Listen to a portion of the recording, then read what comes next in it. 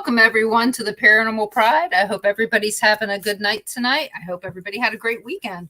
And I hope that all of you that were able to see the Born No Travel Required SuperCon this weekend liked it and would like to do it again. Maybe you guys give me some feedback on how that went.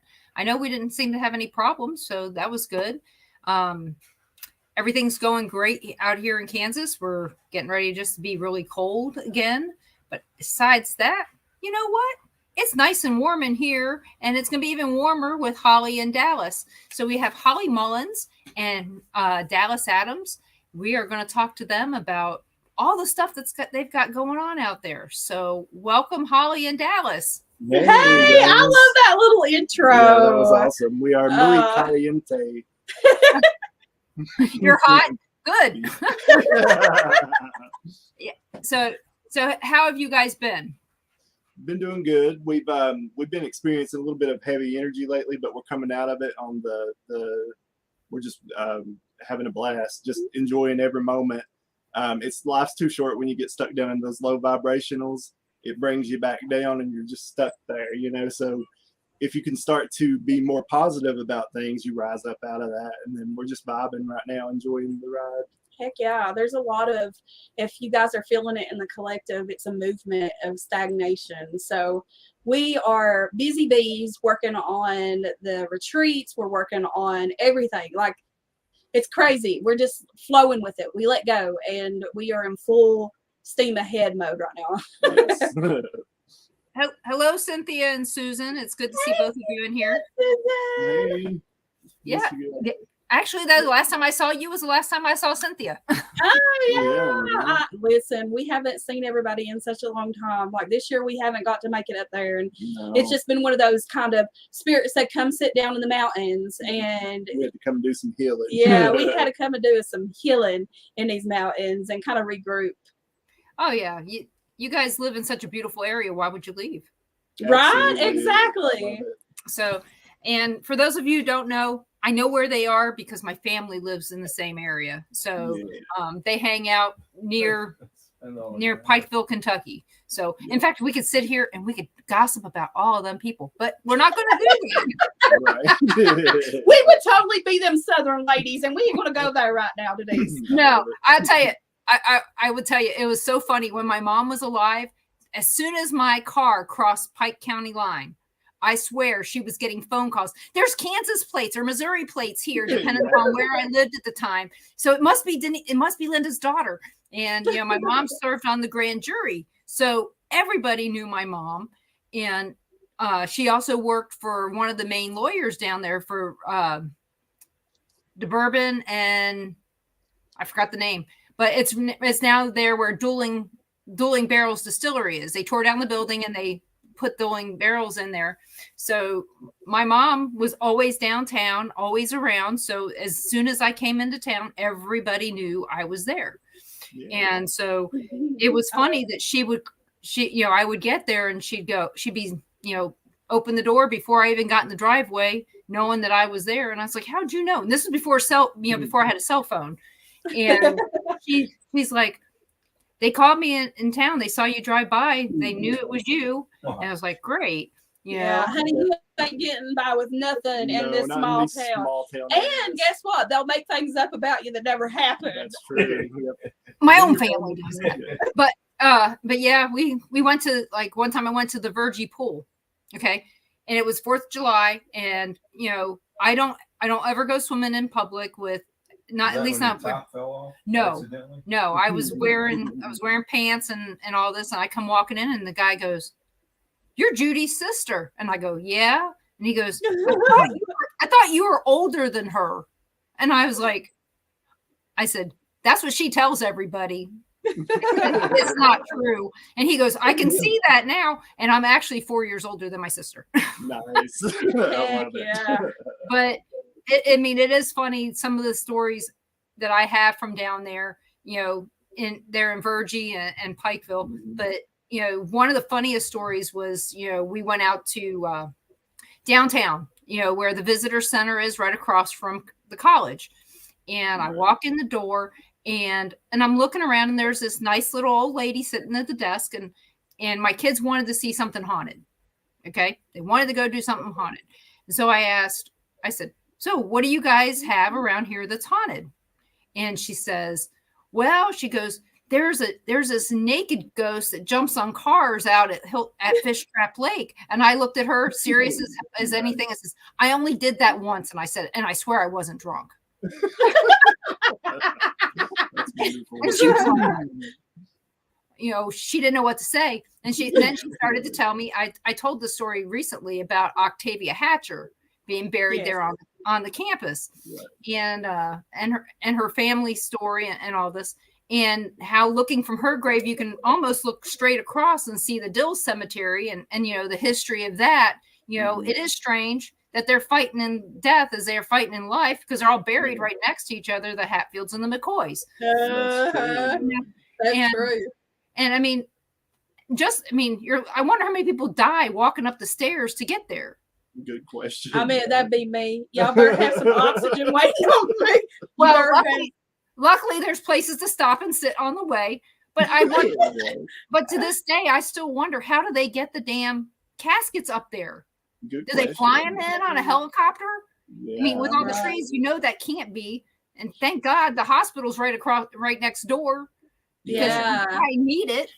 So I've been up to Octavia's. We both have. We actually investigated the cemetery there with a gentleman that had us up there. Yeah, we were brought in by a group that done like investigations and things like that. Tours. So we were going to do like something in October. COVID hit, that got canceled. But so we learned a lot about Octavia's grave and the whole background and all that. As far as like Octavia's grave. There's like a back road that you go up to get up there, but from looking from the other side, it looks like you can't reach it. Like how they get that there? Oh, believe me, and I learned, don't park anywhere but on that road, or you're backing out. It's not a 3-point turn. No, not at all. No, it's like Austin Powers up in that bitch. It really. I don't know. It's one of those things that you just don't do. I mean, it's as bad as if that if you miss, you're going over. Yeah, exactly. And it's not like when you go to the Overlook, when you go. It's got some kind of barrier there. Our road's gone. Yeah, the Overlook is, I swear that has to be over 45 degrees. Yeah, it is. And it's only one way. Only one car at a time can go, and so, but. Pikeville is a strange and unusual place, but Octavia Hatcher's story was strange and unusual. And so we went up there. I think I went up there like 3 or 4 times when we were there. So what did you guys find out about it? I didn't have a whole lot there. I never get much at cemeteries. But I do remember like feeling for myself. I knew like there was something spiritual behind it. There was some kind of like underground movement that they were involved in. Yeah. But what was it? She had I don't know. I ain't gonna act like I know because it didn't stick with me. So well, the lady at the visitor center was hilarious. She knew for a fact that Octavia Hatcher had been buried alive and that she was there when they opened the grave. Okay, well, we all know Octavia Hatcher died in the 1800s. So this lady, like 2000 and something, so this is, 2000, probably 2005, 2004, something like that. And she was apparently alive this long. She was 100 and some odd years old. And I'm like, okay. And she's telling me for a fact, all this stuff for a fact. And, and I did some research on it. And of course I found out that she had died. Basically, they thought she had died of a broken heart, and she actually had sleeping sickness. And that's what, her husband found out, said, oh my God, he heard about sleeping sickness and said, oh my God, she might not be dead. And by the time they got there, she was dead. And they said that, that her fingernails were in the wood of the coffin from her trying to get herself out. So yes, this is a story of being buried alive. And this is, one of the stories that they use to put the bells in the graveyards so that you know, hey, they're not dead. So Yeah. So like I said, and that she was related to the Hatfields and the McCoys. I don't remember which side, but so there's like I said, there is a lot of trauma in these mountains. They're beautiful, but as you know, there's a lot of trauma here because there's a lot of, like, when it was settled in this area, it was all outlaws. It was all gypsies, outlaws. That's where our family comes from. The Ruffins, yeah. So there's a lot of traumas that people that we are left to heal. Yeah, or not, because people are not awake enough to know what the hell's going on. So, they just live in that repetitiveness. So we have a lot of, I guess, darker energy, but we also have a lot of ancient energy in these mountains. Mm-hmm. Yeah, there's and you got a lot of just good people there that people don't. People don't see. Yeah, there's really good people there that people just don't see. And and I mean, when like when you say holler, people go, huh? It's a skinny road, the skinny road that either goes up the mountain or down in the valley, and either way, it's still a holler. And they're like, I know. I don't think about it when I go outside the mountains. Y'all know I ain't gonna change the way I talk for nobody. So I got a lot of hell on the road for all the traveling that I did and still do. Like, it don't bother me. I think it's funny. I roll with it. But sometimes, man, it gets aggravating because you're just trying to order a Sprite and they're like, a what? A what? And I'm like, especially if it's like a Chinese restaurant or something. Yeah, really good Lord. For a loop just say Sierra Mist. Just say Sierra Mist. It shuts them up. Yeah, there you go. So that's what it is. Why didn't nobody tell me this? Because I've been coming out through there for years, all over. No, it's just they don't see it when you say Sierra Mist. It's not a one syllable word. When you say Sprite, it's a one syllable word, and they don't hear it that way. They hear Sprite. And me being where I'm actually from and grew up is two totally different. I was born in Baltimore, but I was raised in Virginia, West Virginia, Maryland, and New Jersey. So I got it all. That's why I sound like I'm from Kansas now. Yeah. I don't sound like, but when I'm in Kentucky, for some reason, I sound different. Right back. Bring them out. Yep, it comes out, and I can't stop it. Same as in Virginia. Yeah. Same thing. So, don't be surprised if you visit me somewhere like in Bristol and you go, wow, she sounds different here. Yeah. Right. But, it is what it is. But yeah, that's, like I tell everybody, Pikeville is a one syllable word. If I say it like I'm from, like when I'm down there, I say it totally different than I say it when I'm here. Yeah. I'm Walter Concrete. You blend right in. Listen, the more comfortable I get here, the thicker my accent gets. If I'm in my comfort zone and I'm just sitting around chilling, talking, I sound like my parents. Because it does sound worse than this. We're a little bit more, I don't know. That's saying a lot, ain't it? You're more seasoned at sounding like you're not from a hill. Yeah. Hi, Cassie. I wanted to say hi to you too. I saw you there. So make sure if you guys have any questions for Holly or Dallas, please, speak up and I'll get those questions asked and answered. So how did you guys start your spiritual shamans events? Yeah. We've both been through hell and back. So, I think that's part of the requirement of walking the shamanic path is to deal with their own pain and to heal from that.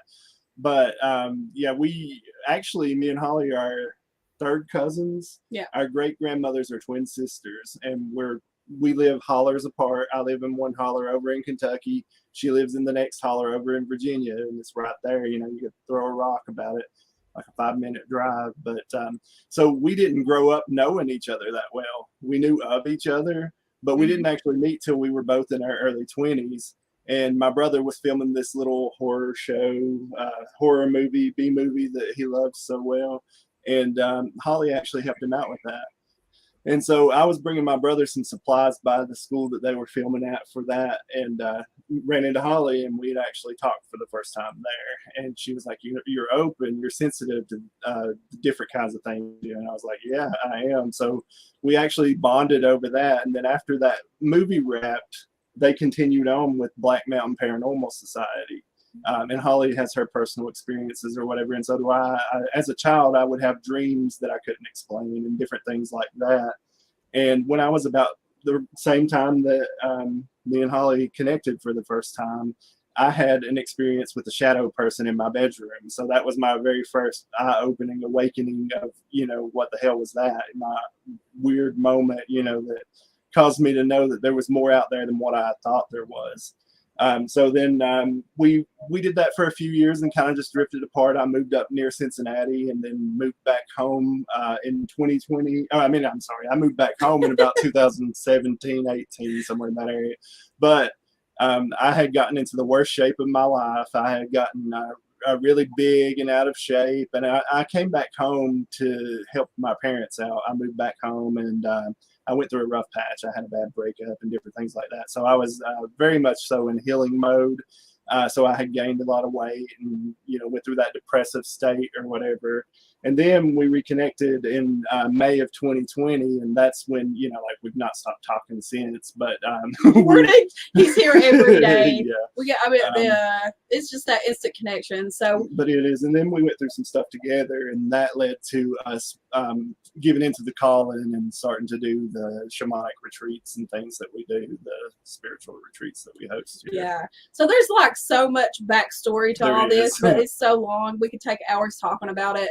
So the long story short, the retreats were a dream that I have had personally for a very long time, but didn't have the confidence in myself to be able to achieve it. And I like to think at that time I wasn't ready, and I wasn't. So when me and Dallas got together, we quickly had that spiritual. We used to do stuff back in the day together, like the sending each other remote viewing. We would practice with each other. Yeah, but like this was a whole different ballgame. It's like spirit knew that we were supposed to, like, the universe knows. Yeah. You just got to know that. And then when we linked back together, it's like we started doing this work instantly. And that work had us, getting deep into our own work, our own healing, so we could understand ourselves and that we could put back into the retreats, which we started doing almost 3 years ago, which is amazing to think about, because all it was is a big dream that we had and put it together. Yeah, we both wanted to be able to use our experiences that we've had to help other people. And if we could help one soul, then that was our goal. And I mean, it's been so beautiful. We've gotten to experience so many wonderful, beautiful things and gotten to meet so many different, beautiful, kind souls. And then that inspired other things. When you go deep into the spiritual path, it gets really deep. So once you start getting into transcendental meditation and stuff, it really will change your life. So you start to have these energies come through that you're not familiar with, and sometimes it can make you feel like you're crazy. So it's good that we have each other to work through these things in meditation with. And when I say energies that come through, we channel energy through us. And if it's a message from a higher being, we'll say, we'll channel that, and then one of us will act as the interpreter or whatever, just ask questions, interviewer, better word. But anyway, it gets deep, and it's really good to have somebody that understands it, that goes through exactly what you're doing with it. But in all that, it helped us hone our abilities with our psychic, that everybody has, our psychic abilities, our healing, our natural healing energy. Yeah, getting in touch with or expanding your consciousness. Yeah. Together, shamanic retreats, we wanted to make it available for not just other people around the United States, but our people. Yeah. And as you know, and a lot of other people know, our area is known for poverty because we are the coal mining that no longer coal mines as much. And so we don't have factory jobs. We don't have any of that. So like back in the day, our land is like, you're doing trades, you know, that's what we're seeing. That's what I've been called to. It's you're doing trades. You are working with other people. Your people are starting to come in closer to you. So the retreats are a big part of that because it's a part of a bigger picture, and that is to have ultimately a community off grid and a healing center on that community that we can help people even more with. And that's our long-term goal with the retreats. Absolutely. Yeah, what people don't realize about your area is the home of the service job. $8, $10 an hour is the max you're going to see. And when they get call center jobs and things like that down there, they get filled up really quick. It's hard to find a job there that you can make a livable wage on. Yes. Period. Yeah. And, Especially now. yeah, I mean, my mom used to run coal trucks. They had L&L trucking that was right there. One of her drivers one time got, he was drunk, you know, and he hit Patty Lovelace's two of her family members. Oh, damn. Yeah. In a Nissan Maxima with a full coal truck. Shit. So you know that didn't end well. So, and my mom happened to be out here visiting with us when it happened. And so it, you know, those are the kinds of, I mean, the businesses down there that were making money aren't making money now because, you know, coal mining is cleaner now than it's ever been. And people need to understand that we have enough coal in the ground here that's going to keep people working for at least another 100 years. Yeah. And it's not as dirty or as dangerous as it used to be. And that big power plant right down 23 that thing's huge. Oh, yeah. I remember when they were just building that I mean, that city. Yeah. Yeah. There you go. I mean, I remember going by it one time and there was not a car there. And then the next time we went, it was packed. Yeah. I think the more important thing that people need to realize is that we don't have other options here. And so that is a big thing in out there in the world. They see West Virginia and all these surrounding areas and they see, the destruction of mountains. Trust me, I don't like looking over at some beautiful mountain that I used to admire or look at the moon and the stars and it's stripped all the way down. Now, mind you, they do go back in and they reclaim it. It's not exactly how it was, but even I don't like that. I don't, my family is in coal mining and that's how they make their living, but that's their only option. Right. That is the only option. I think that's what people need to realize and get their head out of their ass. And one of the side businesses that comes from coal mining is logging. Yes. Because I know when you come off Penny Road and you're going up Foggy Mountain, you can see it. Off to the east there or west, you can see where one of the mountains are. My mom's husband owned one of those tops of those mountains, and they had sold their mineral rights. So they, stupid thing to do, sold their mineral rights. Because of that, they ended up getting nothing for the land. But it is what it is, and. But again, some of the coal mining actually makes the land flat for people to be able to live there too. It's not, some of it's not as dangerous as it used to be. Yeah, we've got a couple of them who have made vineyards. Yeah. So right there at Robinson Creek. Right there at Robinson Creek. I remember when you can see where it's terraced. I remember when they were coming up off of Old 23 to go up that road. and go, and the water was washing away half the road on this one side and all that.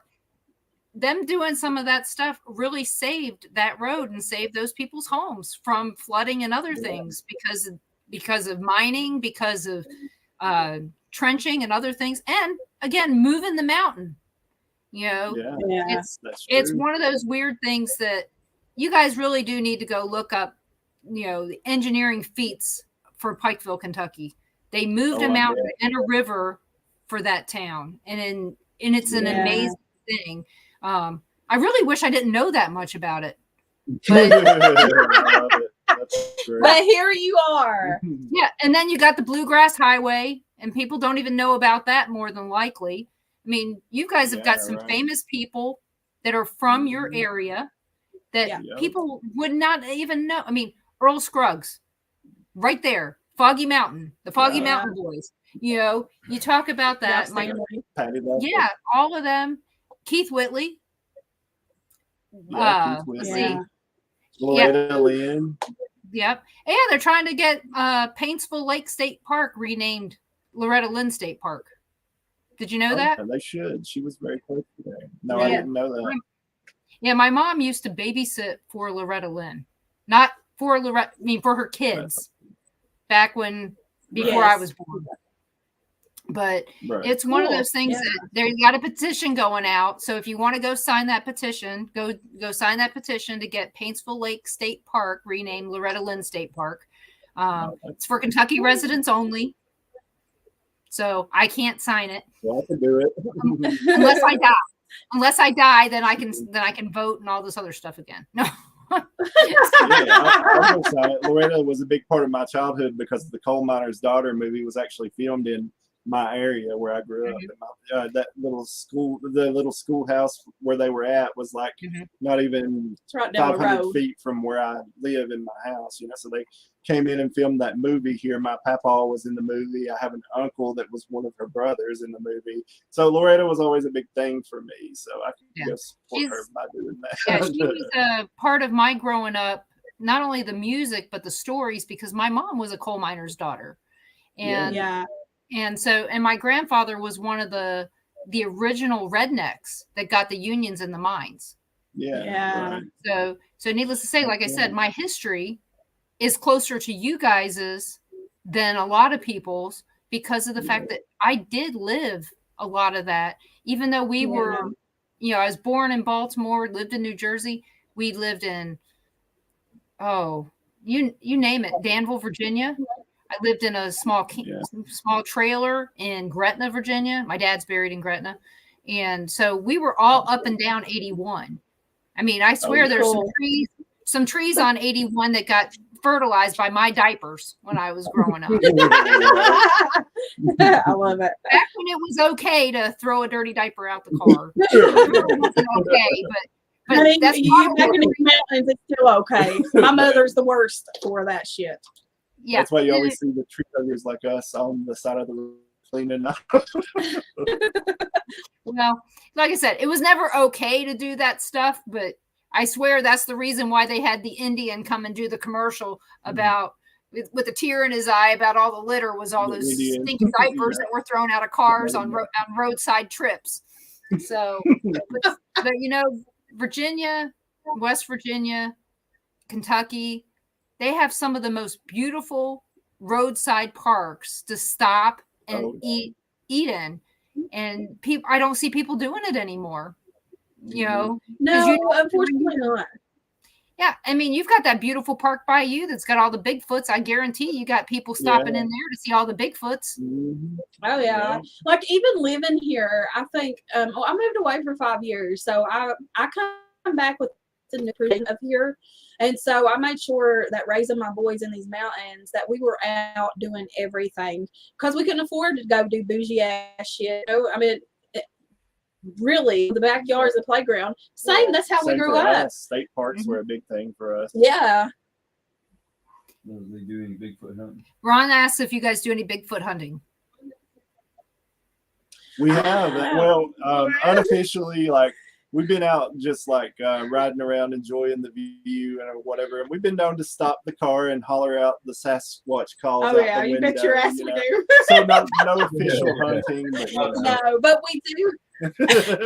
My uncle actually started one back in the 80s, and it's up on top of the mountain here by the house that we go and watch the birds a lot.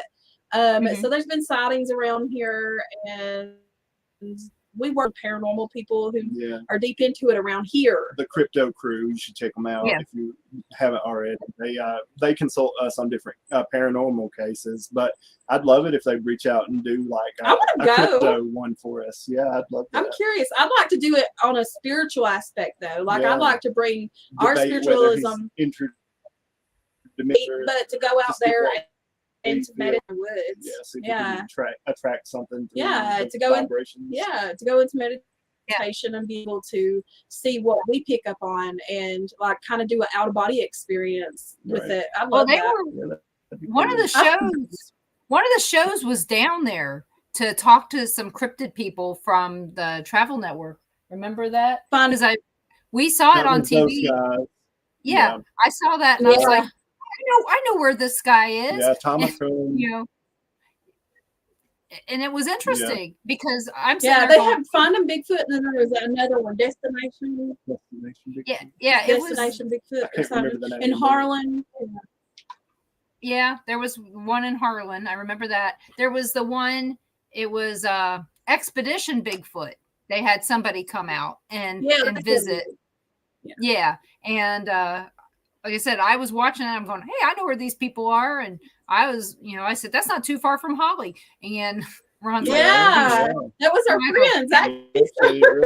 yeah. So I know this is sad how much I understand the area and the people because it is what I've witnessed in my life. But one of the things that I always wanted to see, with where my mom lived there on old US 23, she lived on one of the only flat spots. So we could sit outside and in the back part, you could look up at the sky and you could see everything. Okay. She's the only part of that road that doesn't flood. Okay. So when all that flooding hit, that was the only place that didn't flood.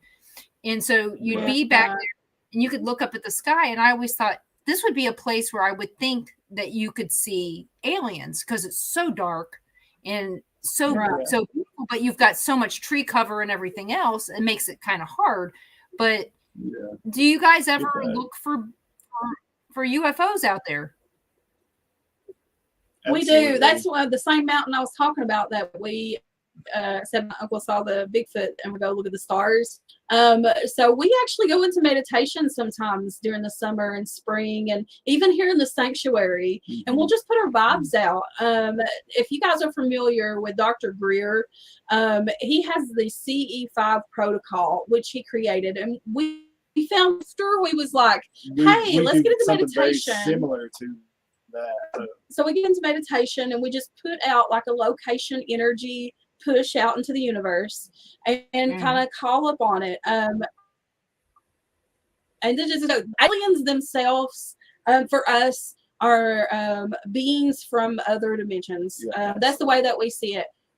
So, but we going down that alley of having to, I think during the paranormal path, you really have to go through the different processes of what do I believe with Bigfoot? Because or aliens, like what is your solid belief in your soul that resonates with you about, what aliens are. So going through that process, we found ourselves meditating and having other people of the open-mindedness and who understood and was taking it seriously that we could interact and try to get that energy to come in and interact with us. Right. Yeah. Hello, Jane, Mike O'Dwyer, Barbara. So it's good to see all of you out here. So again, anybody out there that has any questions or comments they want to make, please make them in the chat room and I will ask the questions and get them answered. So, and when it comes to Bigfoot and stuff, I've been saying since 1970 something. So before you guys were even a dream that he was an alien. And I was telling people that way back in 1972. Yeah. So this is, and everybody laughed at me. Yeah. Like I said, it's funny. People laughed at me back. I'm going to tell you a story. So I am known for my astral projection. That's how I awakened. So I have very, very, very, if you want to call them that, or interactions. So I take everything with a grain of salt until it happens to me and I process it and I understand it. Okay. So I dreamed about Bigfoot at my mama and papa's house outside of my aunt's. And it was one Bigfoot and it was running. And the next night, I dreamed of the same scenario, except there was like a bunch running. So I scanned over where they was running through the woods, and I look, and it's like this big cemented, like a dam. There was a big portal there, and there was these men in hazmat suits that was like guarding. So I was like, "This is crazy." anybody who really dreams vividly and has premonitions and visions and things like that, you know what them types of dreams are. It's like just meta information. So I thought it was very cool. And I tell everybody my story. And yes, everybody thinks that I'm a damn weirdo, but that's okay. I know it's real. It resonates with me. I'm not 100% sure exactly. I'm not no expert, but I do know what I feel. And so that was a sign to me that, of course, the government knows and they're covering that shit up. Well, you know, they've also covering up stuff that's not even, that's even less important. Related. You know? Yeah, I know. Yeah. Not that Bigfoot's important, but if they're, again, we always tell our children, if you're willing to lie about little things, you're willing to lie about big things. So yes, exactly. And and how do I feel about aliens? We're not the most intelligent people in the, we're not the most intelligent beings. So there has to be something that's leading some of us. I mean, absolutely. Elon's got to be from another planet. Absolutely. Well, yeah. If you look back at we were very drawn on the last 3 years to ancient civilizations. Very much so. So that drew us into documentaries and watching different things that resonated with us. But more importantly, during our meditations, getting information that I had no clue about, because just because I talk ignorant don't mean I'm stupid. I just, like, if it don't resonate with me, like I said, I don't really immerse myself in it. Right. But like the ancient civilizations, everything has everything in common except for the way they describe these beings, right? So it's ancient civilization that goes back to what they say, a lot of people speculate are aliens, but they are actually beings. They're beings from a different space and time. We have to think that. We have to know that. It's like you saying, it's if we think that we're the most intelligent creatures or the only people, you're wrong. But it's so much bigger than what people want to accept or can accept. And I think that's the thing. I agree. I believe that people, when they say, hey, we can't handle the truth, I think that there are some people who can't handle the truth. So hello, Joshua. Welcome to the show. So we did have a comment for you guys that you might want to see here. It's from Mike O'Dwyer. He said he would often go and sit there staring at the sky thinking, I must get a roof on this toilet. Hell yes! I agree. Let me tell you what, when I was young and we lived, and I would have loved to have a skylight. Okay. The church that I grew up going to was a very Southern Baptist church, and outside the church they had the toilets, still the outside toilets. So I got to experience that a little bit too. Yeah. And I'm talking wooden diamond cut on the seat. Sometimes you go to somebody's house and they have a double seater. Yeah. Yeah, and you're going, why would you want that? But it's no different than having multiple toilets in your house. So, but that's love, right? Love. But yeah, we had multiple. One of the places that we would go had an outhouse, and we hated it at nighttime. Didn't want to go out there at night. Plus, it was right next to the creek. And how many of these outhouses are by creeks? Almost all of them. And you never knew there was a water moccasin in one of them. That was always horrible. You'd always think about the water moccasins. So it was. I always thought someone was gonna suck me down in that shit. I still think that way. Because like at the beach and stuff down here, like where we walk, they have the bathrooms. I'm still paranoid about that stuff. Mm-hmm. I don't know what it is. I guess having your ass so open to the elements. Well, this conversation has gone way too far south. Went down the shitter, Ron said. So yeah, that's what you get. But yeah, back in the day, I could see where it would have been great to have been able to sit there, but why? Why would you have sat there and smelled that, just walking out there to see it. I mean, I miss the darkness out there. And this was in Beckley, West Virginia, where ours was, where we were staying back then. And it was always so dark and so beautiful. And, you know, I really wish I'd have spent more time looking up, you know, what could we have been thinking? What could I have been learning back, you know, between 75 and 82? You know, I could have learned a lot. I think there was a big shift spiritually during that time too. Yeah. Oddly, we've been doing a lot of research and talking, you know, about these ancient civilizations and stuff, and just paying attention to the different time periods and the spiritual ascensions that happened. And the late 70s, early 80s was a big shift for the consciousness. And here, and right now is another one. Yeah. Like right now, the energy very is crazy. great awakening. Yeah. Where everybody's waking up and it's beautiful. Yeah. What that has to do with the latrine, everything. Huh? Yeah. What did you say? What that has to do with the latrine, everything. A lot of stuff belongs in there, to be honest. Yeah, That's right. I Just put it in the F-it bucket.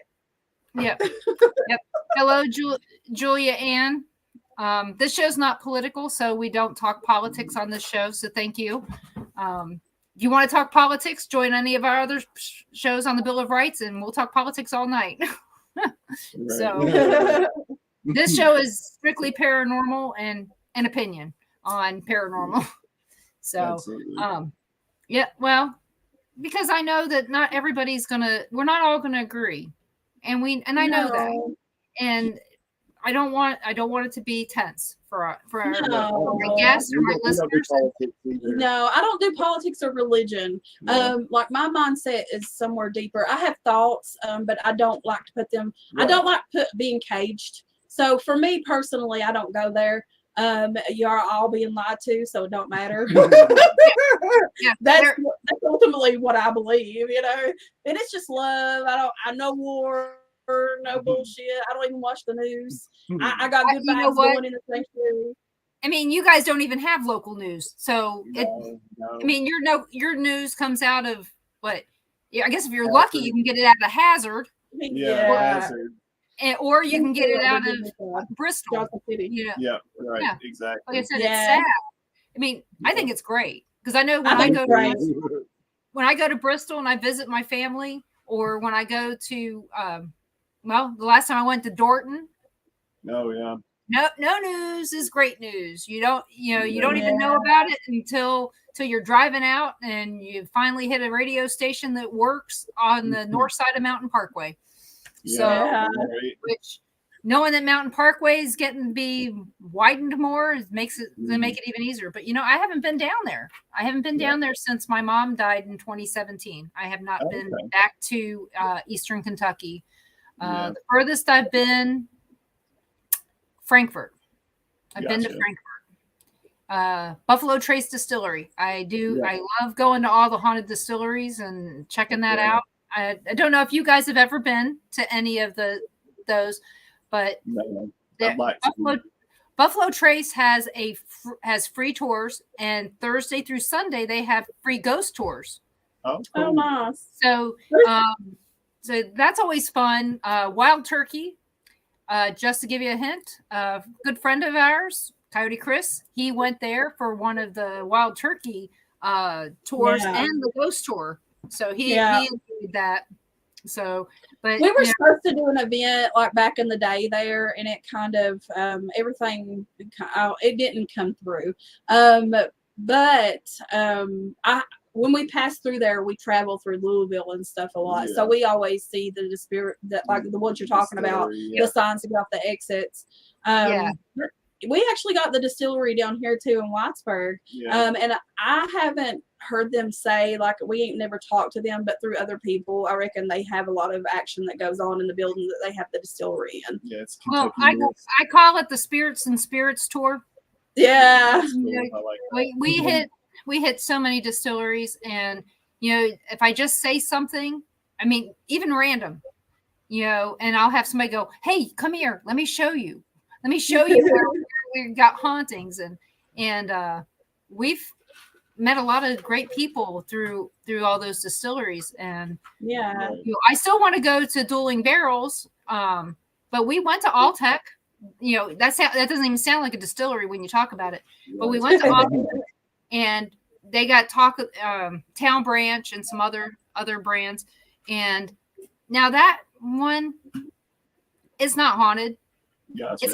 It's interesting, but it's not haunted. It's just it's in a new part of Lexington that's it's boring, okay? Gotcha. But Gotcha. but you can go to, like, people don't think about Churchill Downs being haunted.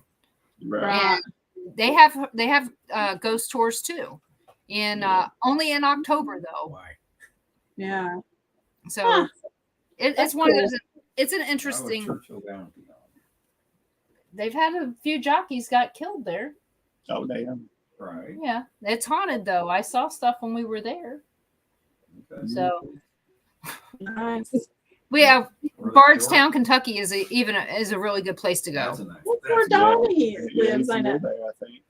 But again, it takes you forever to get across the bottom of the state. You got to go up 64 yeah, down. that's I know, yeah. But Shoot, that's a long trip. yeah, if you ever get a chance to go stay in Bardstown, do it Thursday through Saturday. Gotcha. Because most stuff is closed Monday, Tuesday. It's like Gettysburg. Everything's closes at 6:00 on Sunday, and doesn't really open back up until Wednesday. But Gotcha. the Talbot Tavern is excellent. They have great food, and if you go down into the bar, you can be your very own spirit guide down there, and everybody will be right around you having a great time. We did dowsing rod sessions and all kinds of stuff. We scared the living daylights out of our bartender. I love that. We ended up giving the Cincinnati News some stuff to talk about and the great word behind it. So we just happened to be there having a good time. And somebody said that they had a better time with us at the Talbot Tavern for free than they did going to Bobby Mackey's. Had more activity at this bar than they did at Bobby Mackey's. I'm like, okay. So here we go. We got a question here from Jane. She asks, have you guys ever seen or talked to people that are not human? Absolutely. Ooh, this is good conversation. It's a good conversation. Yeah. So I'll start. I started having out of body experiences with the astral projection when I was 16 years old. Skip to when I was about 20. I was my third son was born. He was, I don't know, John was about 6 months. I had been having extreme experiences of awakening with hearing things, seeing things. So I woke up one night in my bed. I had my boys in the bed with me, and there was a man walking toward me. But the man was not human looking at all. He was green. He looked like a goblin, but he was normal, if that makes sense. He was wearing a flannel button-up jeans. He was wearing tennis shoes, but he looked that way, and it scared the ever-living hell out of me because I had never seen anything like that in my life. And I had to figure out on my own what was going on. And of course, that was years ago. So that is one of the first entities that I ever encountered. And I realized because he didn't even know I was there. So this gives everybody something to think about. It's like the others. I was a spirit in his world. So I was visiting him, but he didn't realize that I was even there. It's like he was just walking. So that was big. But other than that, we channel beings. We speak with or telepathically, if you want to call it, communicate with beings, spirits. Yeah, we're just out there. Absolutely. As Michael Dwyer says, sounds like Macaulay Culkin. Yeah. I think he means Haley Joe Osment, but Oh, yeah. that was my guess. Okay. It's not like everybody thinks it is. Everybody's different. Some people feel it, and some people see it as visions. And I do both sometimes. But when you see it that vividly, it really rocks your world. It does. And when you're in a dream state like that, what happens is that you're half in and half out. You're able to, it'll look like your room, but you'll see stuff. Like I've seen entities, I've seen creatures, I've seen spiders that are not there, that could never be there in the astral realm. And it's amazing to even think that that's a possibility. And that's the stuff that people have been trying to educate us on for a very, very, very, very, very long time. And because of control of everything, like religion and thus politics, everything it is, we got everybody so numbed and dumbed down that we don't know anything about this world. We live in a matrix, and it is a mundane. People are doing the same thing every day. We work until we die, blah, blah, blah, and we're stuck in negative bullshit, and we're not teaching people how to get up out of that. So when the blinders are taken off of you and you see this world, there's no putting the blinders back on.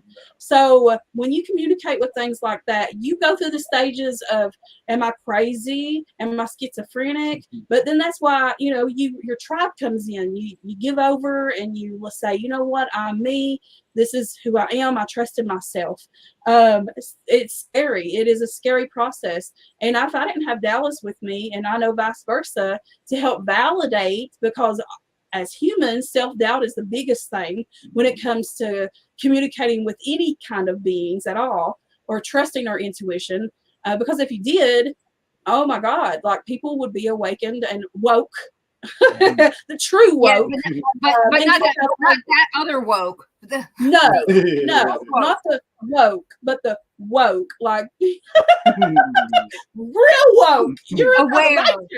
Yeah, where you're aware of what in the world is truly going on around you. So, and hello, Candy. So the question is that I would have for you guys is you're talking about seeing this being. Oh, Dallas, why don't you answer the question? Have you ever communicated with something that wasn't human? Absolutely. I do very, very similar work to what Holly does. I've had similar experiences, starting with that shadow person and then with the essence of dead loved ones around people and things like that. So yeah, once you become in tune to reading those different energies, it starts flooding in. And the first few times that you do it, it's very scary. We act like it's no big deal right now. It is a big deal. But it really is. I mean, and it, like Holly said, it'll shake you to your core, and that makes you realize, or it makes you start questioning what is it that I'm dealing with, So I've interacted with elemental energy, all kinds of different things, the higher beings. I've actually been shown different things about rebirth and meditation by higher beings and all that good stuff. So yeah, absolutely. Hi, Candy. I know it's been forever. Listen, I promise you, I'm going to make it back out through there. And I miss everybody. Iowa has been a big part of my travels in the last, 4, 5, 6, 7 years, I guess. So I met at least 7. I would say at least 7, because I've known you for 7 years. Yeah. So, and I think the first time you came to Iowa was about, there's been 2018. Yeah. I think the first time I was out there was 2016. And that was when me and George come out to Van Meter. Yeah. Yes, I remember that. So yeah. We didn't go to Van Meter until 2019. And yeah, I like going there because it is it's so small, and it's so nice to be able to visit with everybody. In fact, that's where I met Linda Godfrey, and God rest her soul, she just recently died. Yeah. But I mean, I remember everybody I talked to at that event. Yeah, I love that. I love the connection. The connection is what it's all about. And let me tell you something about the paranormal. The paranormal is a path. It is a path for you to walk, to understand, and to help you awaken. That is it. I don't know why people get so caught up on egos and everything else. It's about the connection. It's about helping your brother and sister to learn, grow, and to be one. Because guess what, baby? You ain't going to get no information that nobody else can't get by going right in and doing the same thing. So, it's not about that. It's about understanding and helping each other out. Absolutely. I want to put that out there. It's about listening. It is. It's about listening and not thinking that you know it all. You have to open communication for that. That's what people get caught up on is fame. They get caught up on a TV show. They get caught up on their adrenaline junkie, whatever it is. It's not about that. It's about us as a collective because we're all connected. So one person might have a little bit more knowledge than the other, but this other person is going to bring something to the table that this one can't. And that's why we're always learning and we're teaching both. Okay. And the minute you stop learning and stop teaching, just go to bed. Just go to bed. Don't come back. Absolutely. Because that's just the way that I see it. Every time I go out or have a show, I want to learn something new. Whether I learn something new about you guys, or I learn something new about me, or something I want to. I mean, even if it's a recipe, I don't care. Yeah, you're hungry. Well, yeah, I didn't get dinner tonight. This one is brought to you by Reese's because that was tonight. Kids needed a babysitter, and I made it home just in time. So, I love it. But by the way, Denise, I just want to say that you were looking fabulous. I love that hair, and you're looking good. Yeah. Well, thank you, and you have done an impressive job, the two of you, getting yourselves into shape. 68 pounds. Oh my God, Holly. That is excellent. You have been working literally working your ass off. I hope I don't lose that ass. I'm telling you. I mean, actually, let's be honest. You really can't afford to lose any ass. You don't have one. But the rest, you got to have something to hold your pants up. So, no, you look excellent. You are doing such a great job. And I saw the difference, and I was just really so impressed. And, I'm always impressed with you and your attitude towards your weight. Yeah. You don't see it as an obstacle. You see it as just part of your everyday life, and losing weight is just another one of those things that, okay, I'm going to try to lose weight. If I do, I do. If I don't, I don't. It's not a big deal, but you're doing great. Thank you. And I want to say this.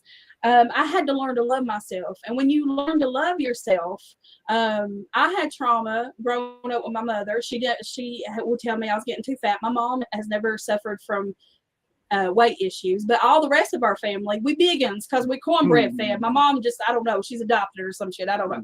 But anyway, so I had my trauma with my mother, who I never felt in a way never good enough or that I couldn't accomplish something, because here in the Appalachians, they don't ever tell you that you're good at anything. So technically I should be hating my body and hiding it through filters. No offense to anybody, because I know what's happening there. And I'm saying this out of not judgment, but love, is that you should love yourself completely, 100%, to be authentically you. Never hide who you are, because what good does it do?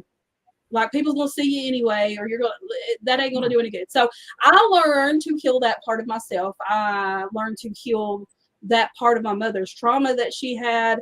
And then I looked at myself in the mirror naked, and I said, you know what?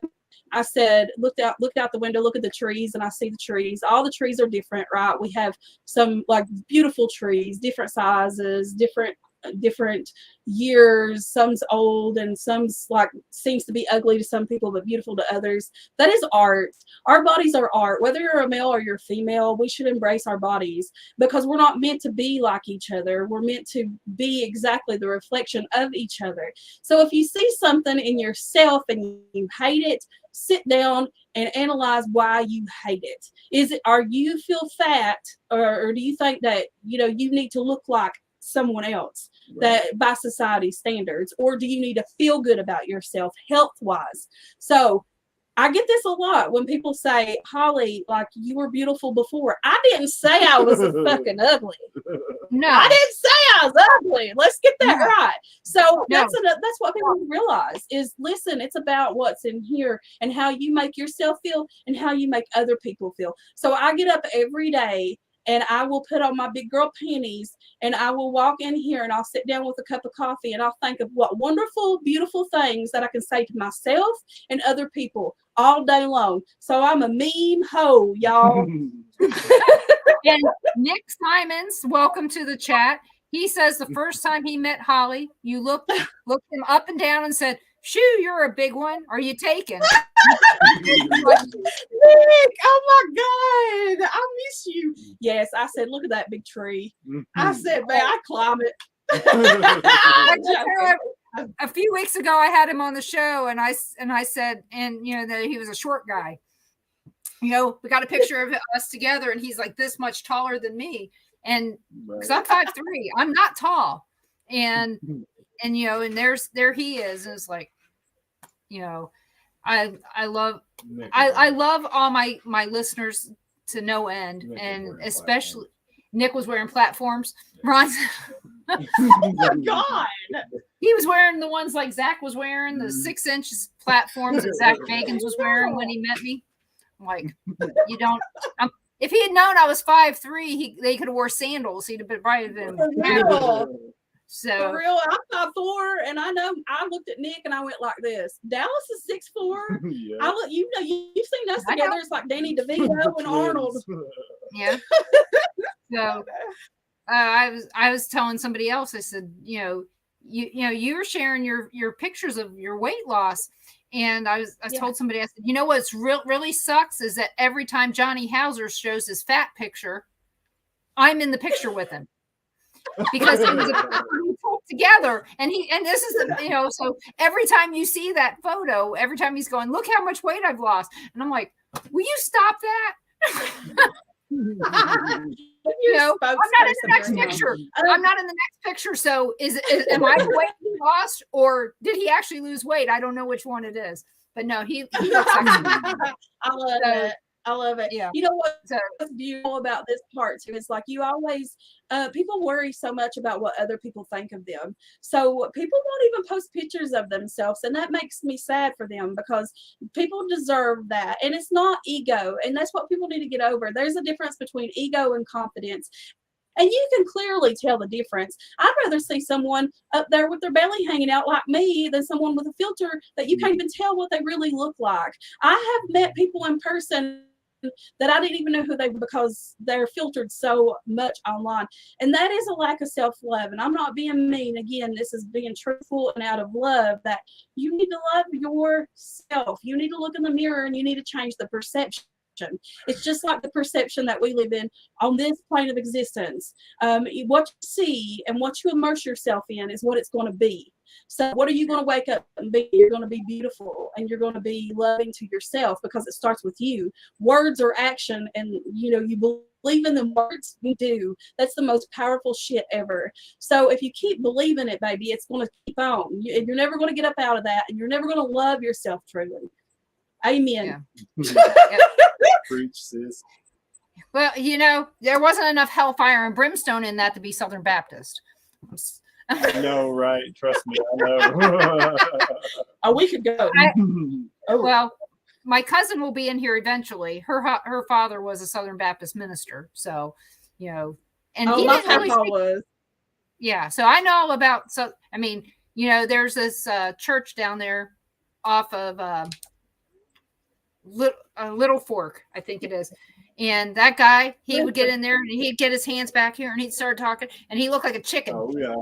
When he was giving us see, April's here. So hey, April. So yeah, I mean, I remember him giving the sermon at Ansel's funeral, and he's sitting up there and he's just walking around, and like I said, his arms are back here and his head's going. And his mom was the local moonshiner. She was yeah, she was the moonshiner, because Pike County's dry county, except in Pikeville. Yeah. And it was. So needless to say, she was the moonshiner up there, and I think her name was Lula Myers, which was strange because that's my name. My maiden name was Myers, and my first name is Lula. And my mom said, "Yep, everybody knew who to get your liquor from, and it was this preacher's mother." But of course it was. Of course it was. I missed it, but I do think it's funny that my mom said that he walks around like a big old, like a rooster the whole time. So I just remember that. Hello, Carmen. Welcome, Carmen. And I love you, mommy. And Michael O'Dwyer, your chance with Amber Heard. Depends on which way she's going today, but Honey, looks ain't everything. I'm just saying. I wouldn't wait around for her. There's somebody out there for everyone. That's right. Nick, I agree. I say this all the time. He says, you shouldn't worry about what other people think because they don't pay your bills. I say this constantly to people when we're we're sitting and counseling people. I'm like, you can obviously see with energy. If you read energy, if you sit with people, you can see that instantly rolling off of them. And to hear it from someone else and for you to sit and think about it is saying, why do I worry so much about what other people think? And it's because that we have been brought up in a world of judgment. And like, if you can't be your true self because people want you to put masks on because it's not okay in there, they don't feel right, which has nothing to do with you. So I just, when you say mask, you mean mask. To cover your whole face to be somebody different. No, absolutely. And we encounter that all the time. You see it all the time. It's where ego comes from. And it's protecting themselves. They protect themselves so much that they have an alter ego. And we can point them people out. We sat with and counseled like people that we mentor because you have to be, you could imagine sitting with us in, mentoring people that we are brutally honest, but out of love, and that's the most important word right there is love. And someone to be honest with. You have to be honest with yourself.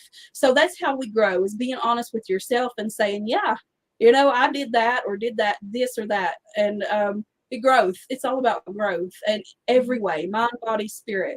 And that's where the weight loss and stuff comes in too.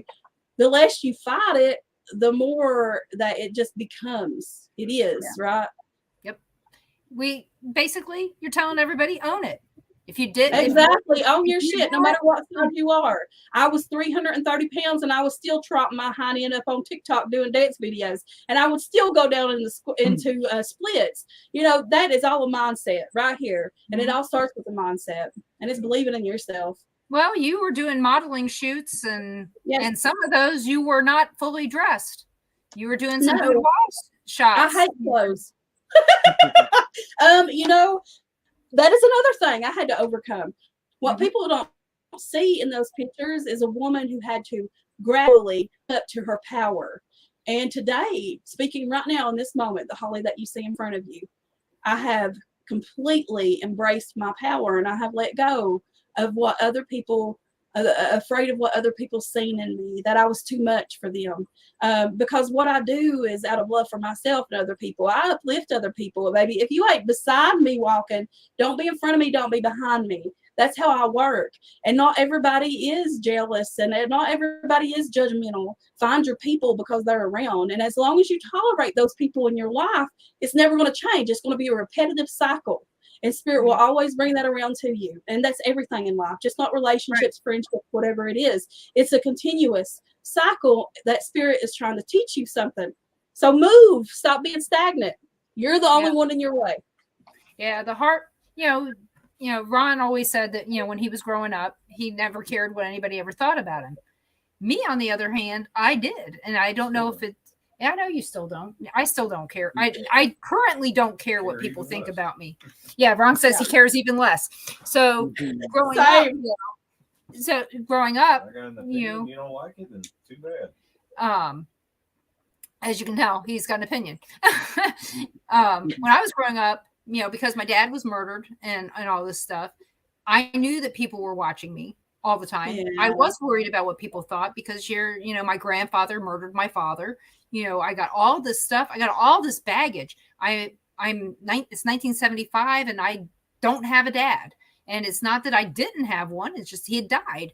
My mom was single, and my mom was not even 30 years old.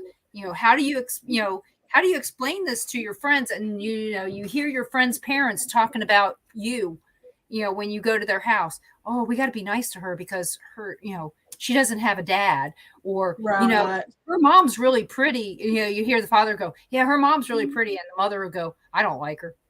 Honey, that's okay. Where I'm from, I am the village witch. I am, who knows what else. I hear everything, even in my family. But the beautiful part about it is that I don't give a shit.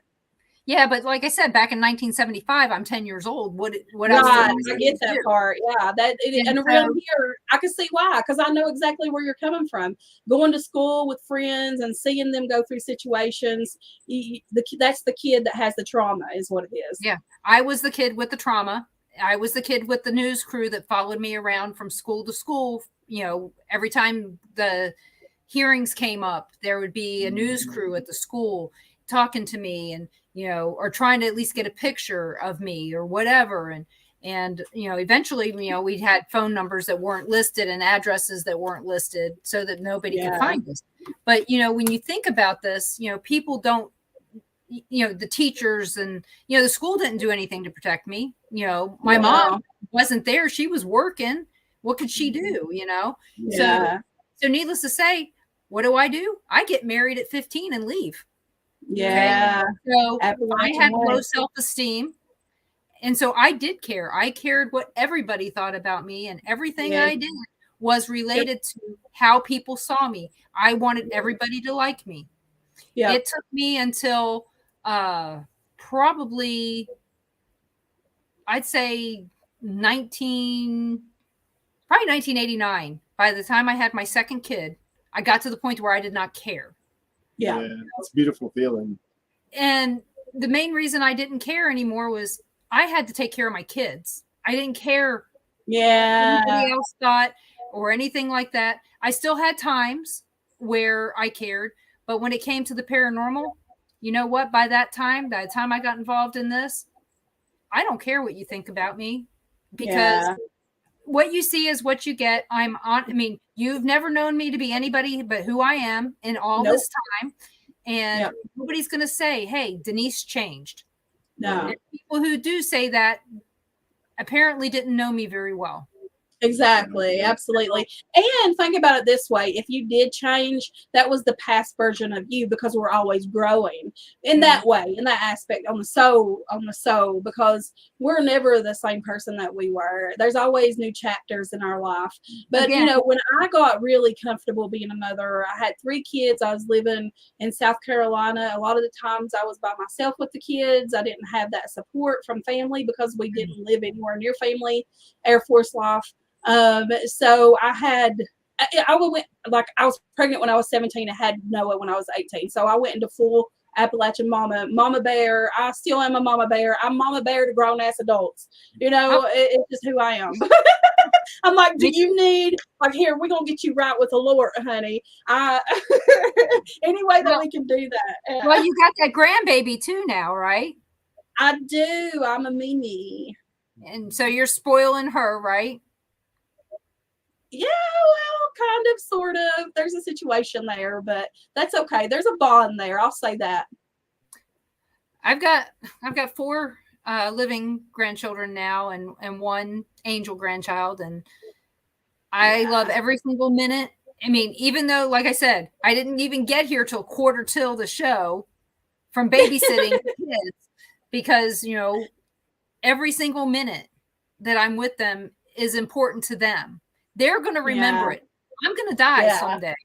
I want them to remember. I want them to remember Grandma loved them. Yeah. Unfortunately, my grandbaby's kept from me, so I've never got to see her. And I don't talk about it a lot because it's another thing. It's just one of those lessons, right? It's like, I don't really talk about it publicly a lot. If I had known that, I wouldn't have brought it up.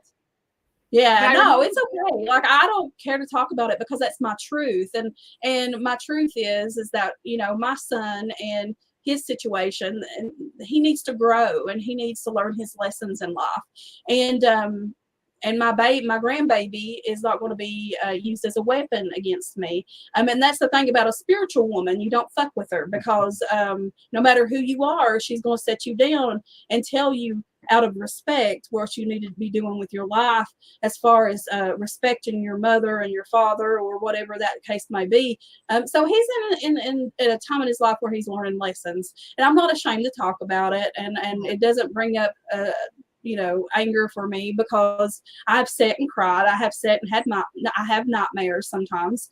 But this too shall pass, and there will be lessons out of this. I can't get back that time with my grandbaby. I will never know what it's like to hear her cry or, you know, see her growth periods. And everybody that knows me knows that I'm a very, very loving, motherly person. But at the end of the day, I have to know that I'm doing the right thing for me, and that what they are doing is going through life and learning lessons.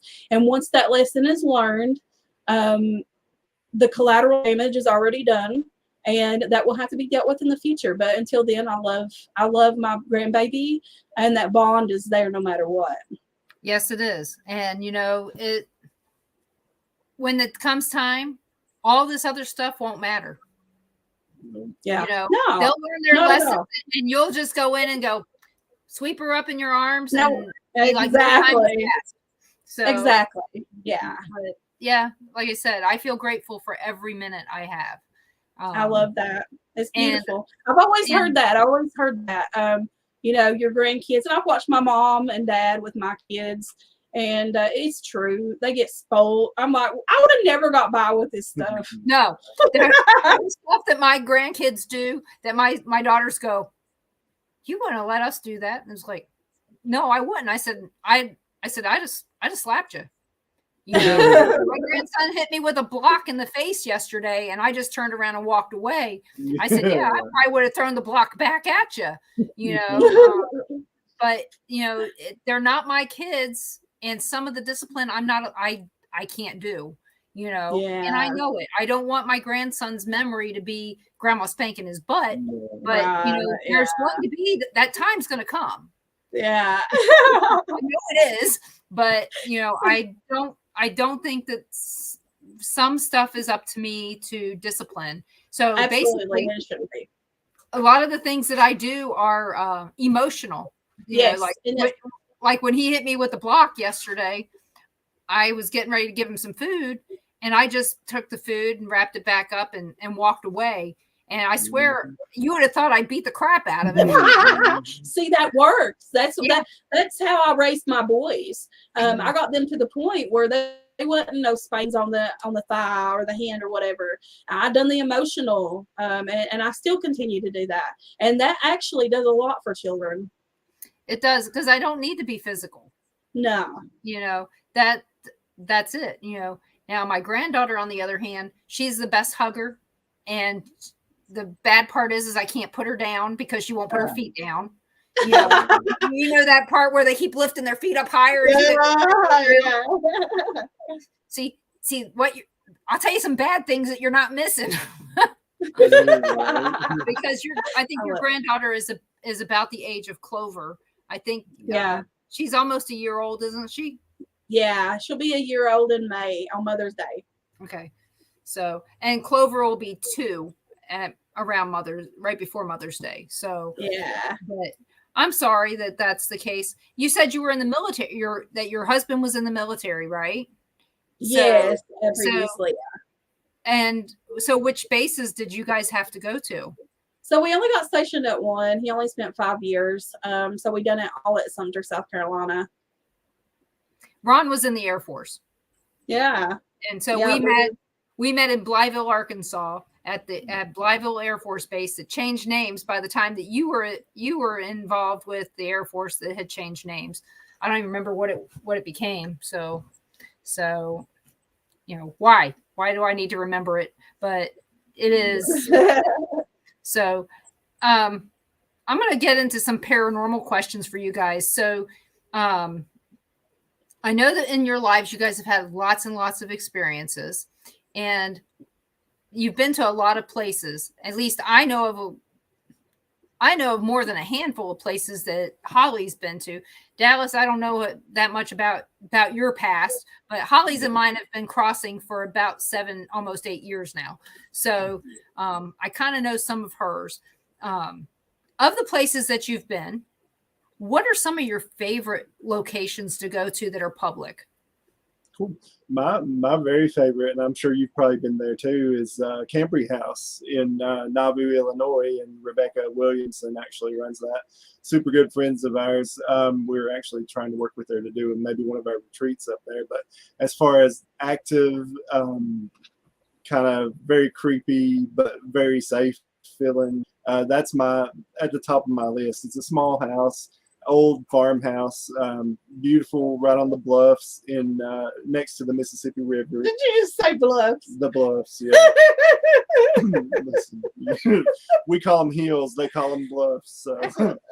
It just depends on where you are. Yeah, I mean, the higher they are, the more bluffy they are. Yeah, right. Sweet Springs in West Virginia. It was pretty up there on one of my favorites to investigate. It's just very large in scale, and it takes a lot of energy to do that, you know. Yeah, and that's a sanitarium, correct? Yes. Yep, it is. Yep, they had a really cool old hot springs outside. So It's beautiful cool. Grounds, beautiful. The building, the old cool building. Yeah. Another good place that I investigated, and you've probably investigated there too, is Edinburgh up in Iowa. I forget the little town there in Iowa. Beautiful place to investigate. Great folks there too. Yeah, it's Edinburgh is the town. So yeah, Edinburgh. But gotcha. yeah, Scotch Grove is the next town that's actually a real town. So never been there. So it's cool. You should definitely check it out. It's definitely worth going. The energy's good there. Yeah, we're talking about going up there, but we don't want to go in the winter since there's only one room with heat. Yeah. It's very cold. We did go actually in November, late October. Sorry, it wasn't too bad then. It wasn't too bad, but I did have I was bundled up because I freeze easily anyway. So but there's one room there with electricity. The rest of you're on your own. So there's a lot of energy there. I like that place. That's what I've talked about. Like, I don't do a lot of paranormal investigating. Neither one of us does. We do more of the psychic part of it now. But I love walking through these places. Same. Edinburgh intrigues me. But one of my big ones was Brushy Ridge. Is that Brushy Creek? Brushy Creek. Yeah, that's it. I always we got a brushy mountain over here and everything. So it's the prison. Brushy Mountain State Penitentiary. Yes. That place is huge, and that was a lot of energy in there. But also, one of the locals here nobody ever knows about is the Inn at Wise. And my paranormal crew, we investigated it twice. Very, very old location, very, very active. I have got like EVPs out of there, and a lot of interaction. And we're working with them, going to be working with them hopefully in the future with doing some of our spiritualist stuff there. But they do allow paranormal folks to come in. Yeah. Oh, okay. Well, because I know you told me about that place before. Yeah. I think when I was on your show, when you were on a show, you were telling me about it. And it's just I don't get to Wise. I mean, when I go to Wise, it's basically driving through to get to Bristol or from Bristol back. Yeah. You know, it's just, or guess what? Every time I drive through there, it's pouring down rain. Remember getting poured down rain on at that Hardee's? Yeah, this place is like really, I'm telling you, the activity there is amazing. But the cool thing about it is you can go and spend the night too. I mean, it's a working inn at Wise, and just beautiful, very small town, like out of Hallmark kind of looking. Mm-hmm. If you go look at the inn at Wise and look at their pictures, it looks like something out of a Hallmark. It's really cute. They've got it done up real nice. It's right beside the courthouse too. Yeah. And the old courthouse. More than likely, it's still cheaper than staying in one of the other hotels. Because I'm going to tell you, people. Hotels in Pikeville, Kentucky are ridiculously expensive. Yeah. I'm talking over $100 every night, no matter where you stay. It's like that everywhere here. Except you're better off to get an Airbnb, just saying. Yeah. Just don't stay at the Daniel Boone Inn. We call it the Rooster Motel. That one's shady. I know where you're talking about. I mean, not unless you want something else other than to sleep. They got the creepy crawly. No, I'm not. I'm just kidding. Well, I mean, at the Windmill Inn's got halfway decent food, or at least it used to. Yeah. But the Inn at Wise, you're not too far from Huddle House, so you get a good breakfast in the morning anyway. So you do, but then you got High Knob. Wise, Norton, and all that's together. You got High Knob, and that's where the Sasquatch parts are. Yeah. So and there's some awesome restaurants. We got one. What's it called?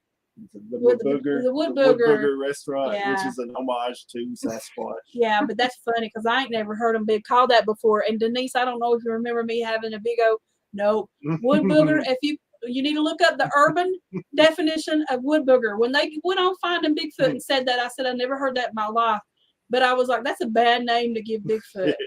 Oh yeah, I mean they were talking on when the Ames team. When they were doing their show, Mountain Monsters. When they were talking about that Bigfoot there in Pike County, that they ended up in the creek in the pond naked. Jeffro ended up in the pond naked, saying that it was trolling his mind, and I'm like, okay. Wouldn't take much. It wouldn't take much. He doesn't have a very big mind, but those guys are fun. I mean, we have to admit they are fun guys. And I think they're all cuddly.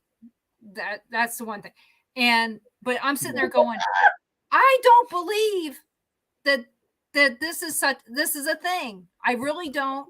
And I said, and if there had been anything like this, why aren't the people of Pike County talking about this? Yeah. Why isn't it more out there? I mean, and more than likely it was a bear. I mean, to be honest, there are bears everywhere. I mean, if you've got to have bear trash cans at every damn park, then you know that there's bears. That's for Yes, for sure. And Yogi.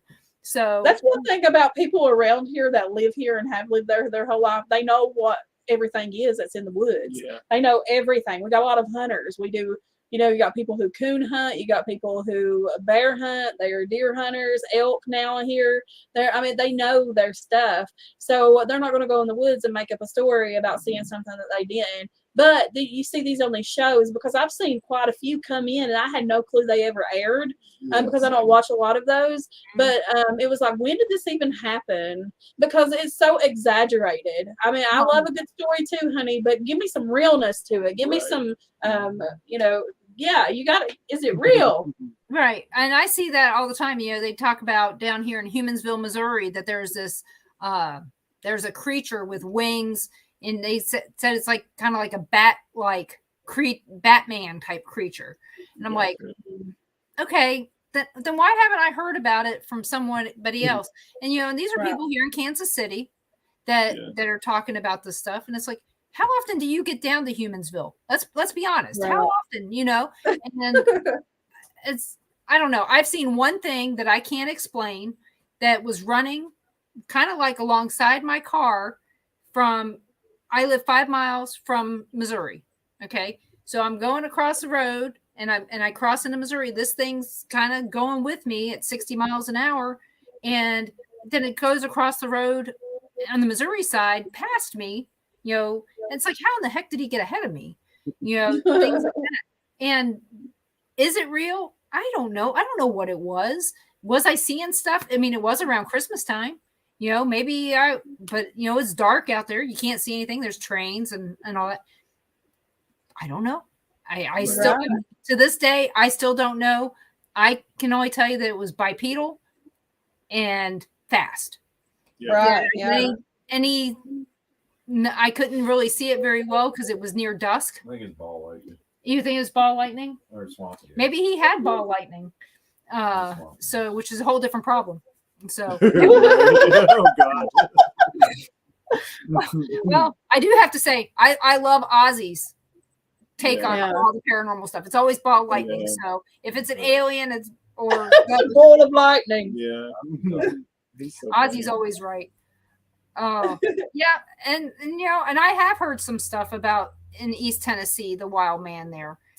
Mm-hmm. But what's cool about East Tennessee It's going back to the ancient civilizations. Not many people know this, including us living here our whole life. But Norris Lake, when they built Norris Lake, there was a ancient civilization located in that area. There's a museum, apparently, that you can go to and see the artifacts that they pulled up from Norris Lake around that area. And that's when you're on the way to Pigeon Forge and all that good stuff. So we want to make it a go visit that, because hello, how come we didn't learn that in history? Yeah, right. And we're very Right. drawn to I mean, that. you know, my mom was born in Saltville. Okay.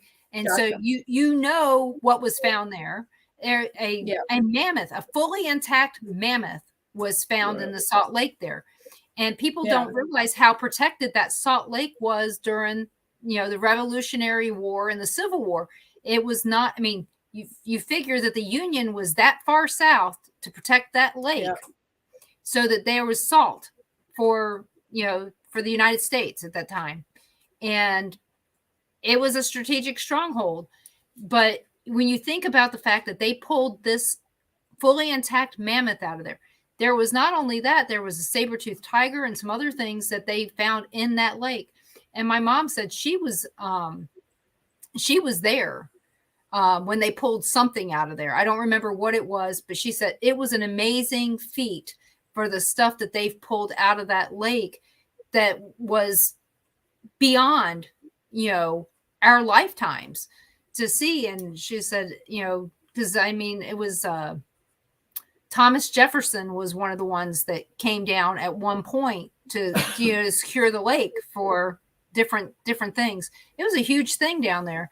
But historically speaking, you know that Salt Lake has got to have artifacts from every indigenous people that lived in that area because of the fact that it was important to their life, to their livelihood, you know, preservation of food. So, but yeah, it's one of those interesting places that you got to go see. I mean, they still have a lot of the things that there was these big pots where they would take and boil the water to get the salt. Gotcha. You can still see it. One of my family members used to work doing that. I was told. Do I know that? I have to go with my family on this. You know, the history. Hey, they always say we was part Cherokee. I didn't believe Papa, but then we got into our ancestry and stuff, and we are. Well, see, me too. I'm part Cherokee and part Blackfoot, as well as Irish, English, and German, and then you add in this Native American stuff. And Melungeon. But again, aren't we all Native Americans if we were born in the United States? Absolutely. We are all Native Americans because we all derive from the ancient people, which, you know, we all talk about, you know. I don't know. We could go deep on that one. That would be we could. And I mean, just because I have dark hair doesn't mean that I definitely know for sure that I was Native American, but my family history, they've always talked about us being, you know, our family members being on the Trail of Tears. So, yes, ours too. And we have the verbal history going back, you know, years and years. Do I know it? Yes, I know that verbal history. Can I prove it? I can't prove it. I'm not going to. I'm not going to. No, you don't have to. We're in a society where people feel like the need to cut other people down and you say, can't even play a flute. You can't play a damn flute.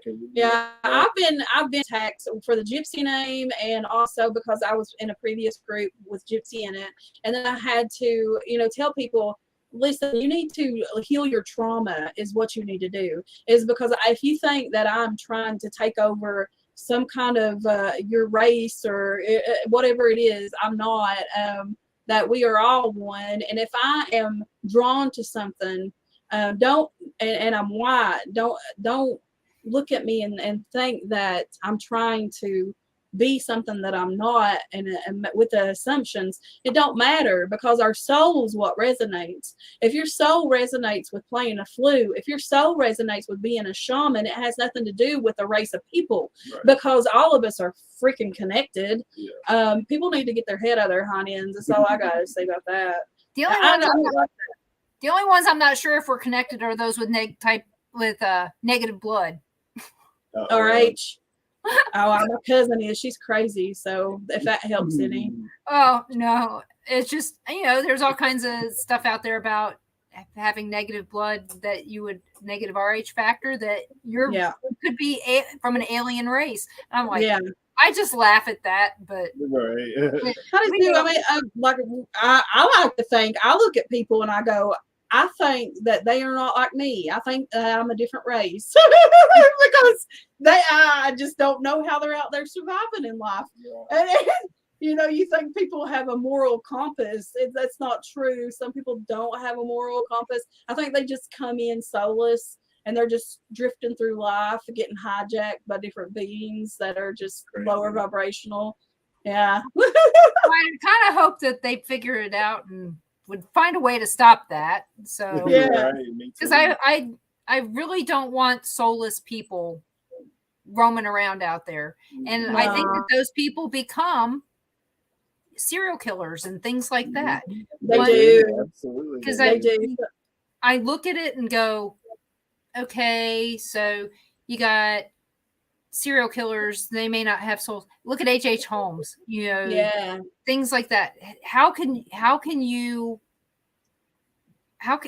go through life like that?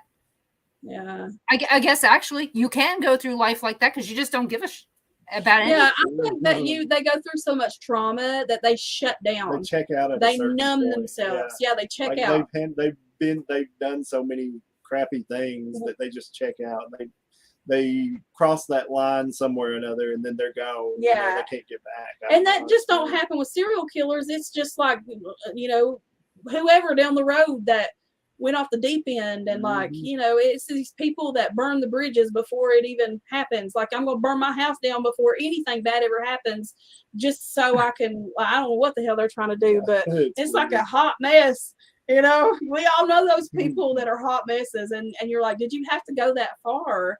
Do you lack something in there? Like, people, right. And this is not related to blood type, okay? This is just It could be. I mean, we can psychoanalyze a person. I'm telling you, we could look at the zodiac, their natal chart. We could break it down by that. We could break it down by your trauma and tell you exactly what you need to do with your life to readjust it. And that's what the spiritual retreats are about. We bring people to the mountains for healing. So when you say natal chart, when basically the date and time I was born. Yes, and location. Yeah. Oh, that would be kind of scary. It is. I mean, it is scary. It's crazy accurate how it is too. I was born in downtown Baltimore during race riots. So what's that tell you? Woo! Interesting. Yeah, there was some kind of movement in there. Yeah, there was, absolutely. Well, my mom said, she goes, you're my least judgmental child on all this stuff. You could care less about anything that's related to race, and I really don't care. I see people. And I'm not going to say I don't see color, but I don't see that as part of their defining factor. Like, I want to know who you are as a person, and that has nothing to do with what you look like, what sex you are, or what your preference. I don't care. If you're an asshole, then you can back the hell off, because I don't want you up in my energy field, and that's just the truth of it. People need to heal their trauma, baby. That's exactly what that is. And we are a generation of people that have healed our traumas and healing the collective trauma, because it shouldn't be about all that. If you're in that mindset, ask yourself why the hell you are, because what kind of difference are you making sitting there arguing with people? Yeah. I believe the same as you. If you're an asshole, you're an asshole. And if you're not, you're not. I mean, I'm going to judge you on how you treat me. Yes, absolutely. And my trust is that I will give you my full trust, but until you show me otherwise. Right. Mm-hmm. Like I said, you treat me with kindness. I treat you with kindness. I can tell you, I'm smiling at everyone as I walk through the grocery store, whether I feel like it or not. Absolutely. Yes, exactly. Until I have a reason, until somebody hits me with their cart because they're not paying attention. Yep. And I'm probably still smiling at them and going, well, did you, because I tell you, the one thing I loved about COVID was the 6 feet, but with the mask on, they couldn't tell how close they were to you. So I swear I had bruised ankles for Oh God. so, but yeah, I did like the 6 feet kind of rule, but yeah, nobody's adhering to that anymore. But Yeah, I don't care. Yeah. So, what do you guys have planned for the future? oh, this is actually going to be a big year. 2023 retreats. We've branched out. We've started doing 2 per month versus the 1 per month that we were doing, and every other month. We want to be a lot more available with that, so more people can come. So we wanted to have lots of available dates and all that good stuff, but also that we're doing a little bit of a variety of things with it this coming year, with the men's retreat and then the women's retreat and a couples retreat. And my cousin's actually just now coming into this whole scene with the paranormal and all that, like the spirituality, I guess, the spiritual community.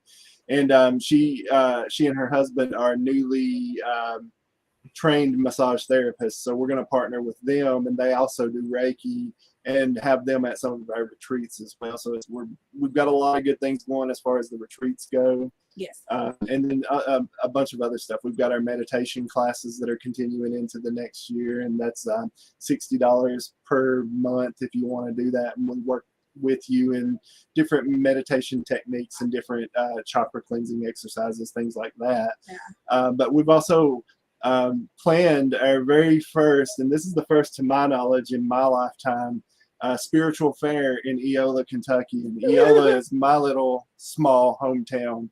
And we're going to hijack the park down there, and we're going to invite our spiritual community in and have them set up just like one of the events that you would go to and all that good stuff, and bring the spirituality back home, because we've been all about rooted in the holler. We've been about bringing it back home and healing here in the mountains, and we want to showcase our beautiful mountain magic and folk magic and our artisans. Yeah, absolutely. There's some really awesome crafty people here that don't get the spotlight, and to do that through the spirituality of it makes it even more special. So we're very much looking forward to that, and that's actually going to be in June. I'm terrible because I don't know the exact date, but it is in June of 2023. I know it's our event and everything. Yeah. But anyway, so yeah, that's coming up, and we're super pumped about that. We are. We just had our first shamanic gallery reading too. It's something that we're wanting to put on the road for 2024. We want to do a cross-country travel, so we're looking at locations that would like to host us for these galleries. And what we do is we come in and we talk to you about spirituality. We talk to you about healing. We talk to you and connect with spirit and deliver messages. So that is our goal for 2024. And this year, who knows? It's like whenever we get a thought of something that we want to do, we just do it. We don't think about how it's going to go, how many people's going to be there. We always say, everybody that is supposed to be there is going to be there. That's with the retreats. That's with anything we do, and we love it. And it's just getting better and better. Everything is getting so clear, and our tribe is coming around. And this whole goal of ultimately of having this healing center here in the mountains is coming together perfectly with the people that we need around us, and that is the natural healers, that is the natural teachers, the people who are coming into their own, and we can connect and work together to help heal other people, or plant seeds for them to heal themselves and change people's lives. It's there is more to this. There's more power in yourself to heal yourself than what we have been taught. Mm-hmm. Absolutely. So, well, one good place you might want to think about is Mineral Springs. Yeah. I am going to go on the prowl, and like if anybody's watching this and would like to have us around or know of a location that would host us, hit me up, let me know, because we're trying to get that scheduled now. We are so schedulers. We're schedulers. Well, if Mineral Springs won't do it, then I got connections at McPike. Yeah.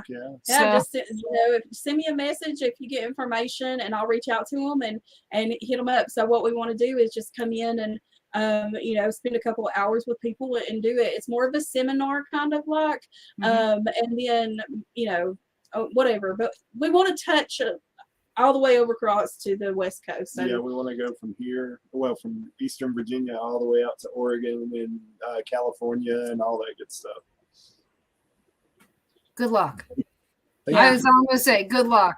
Yeah, we know. The price of gas. The price of gas in Washington, Oregon, California, and Arizona and Nevada is really bad. Mhm. Absolutely. Yeah. And We understand that. But Spirit's going to provide. Spirit will provide. That's how we think. That's our mindset. Is when Spirit comes calling, if you answer that call and you give over completely, you'll get there. Don't worry about that. Absolutely. Well, you'll end up where you need to end up. That's Exactly. true. Exactly. Even if we don't make it to Oregon, we're going to end up where we need to be. Yeah. There's a couple places in Oregon that I might want to go, but Yeah. only because of the fact that I've met people that I like there. Exactly. Like June. I really like June, but Yeah. to go all the way to Oregon. Right. I want to experience the Pacific Northwest. I have a calling there for some reason. Like I've been drawn to it my whole life. I went to Seattle and I had a good time when I went. I was sick as hell. I had shingles when I went, but I had a good time and love the food. Like the people that I hung out with. I went to the Merchants Cafe, the oldest restaurant in Seattle. And the lady just gave me the keys and said, go wherever you want. Cool. Heck yeah, that's awesome. And so I did that. I went to Kel's Irish Pub as well. Both of these are supposed to be some of the most haunted places there. And, it was great to go, but I don't know. I felt at home in these two places, but everywhere else it was dangerous to walk around by myself. And since I was on a business trip, I was by myself. Right. So, I get but that. there's some really great places though between here and there. Places like Las Vegas, New Mexico. You get a chance to go there. It's beautiful. The Plaza Hotel is very nice. It's quiet, but it's beautiful. It's haunted. Yeah. It's fun. I want to go to Castaneda. Well, there's a bunch of different places out there that you can go. Dodge City, Kansas is weird. I mean, you want to go someplace weird? That's a weird place to go. And they do events out there all the time. Most of them, I think, are at the casino. But that'd be cool. Yeah.